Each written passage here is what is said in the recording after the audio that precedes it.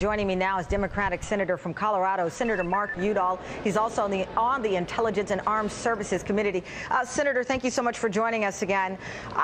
Republican Senator Kelly Ayotte says that she was shown this picture of a dead Osama bin Laden by another senator. Have you seen the photograph?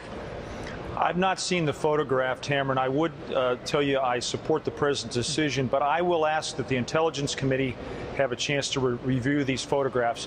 We can add heft to the reports that have detailed Osama bin Laden's death, and it'll add weight to spreading the word that he is in fact dead, that we can turn our attention to winning the war on terror as quickly as we possibly can. There are also many other questions that you're raising, important questions here that ought to be answered as well, including what did Pakistan know?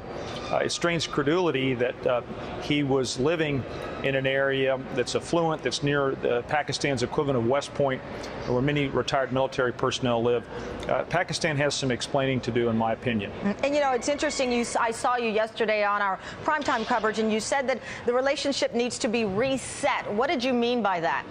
Well, I think this is what I meant by that was Pakistan has not been fully forthcoming with what they know. They're working both sides of the street, as you know.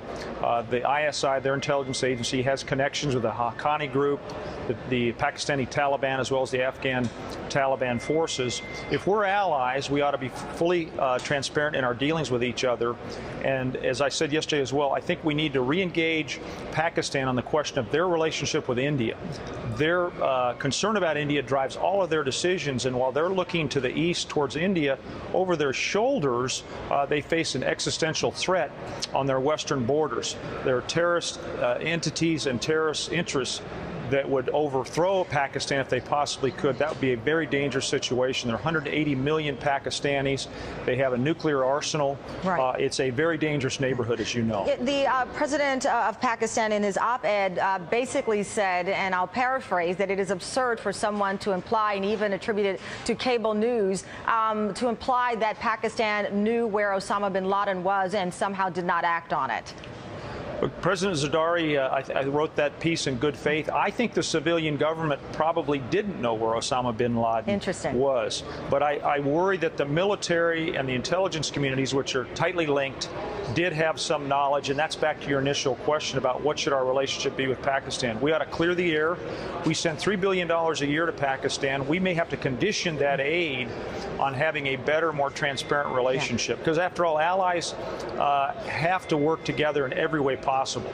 Absolutely. I've got to ask you also about the debate on torture. The headline in the New York Times, Bin Laden raid revives debate on value of torture. Again, you've been very strong and very clear on your opinion of this. What do you make of some Bush officials and others who quickly have pointed to the fact, at least in their belief, that it was harsh interrogations that led to the ultimate death of Osama bin Laden? Look, with all due respect, I will review the information once again, but I'm deeply committed to the point of view that you can generate important information without using torture. In fact, all of our experience shows that you generate better information, more accurate information, when you treat prisoners humanely, when you befriend them, when you connect with them. And I know there are those that will defend the use of torture to the end of the day, but I can't support that point of view. It undercuts what we stand for as Americans. I remember Senator McCain going to the floor of the Senate a number of years ago when there were senators justifying the use of torture because those are bad people. His point was, this isn't about those people. This is about us. As Americans, we're better than that. We have higher standards. We have values that are dear to us. It's what our liberty and our freedom is based on.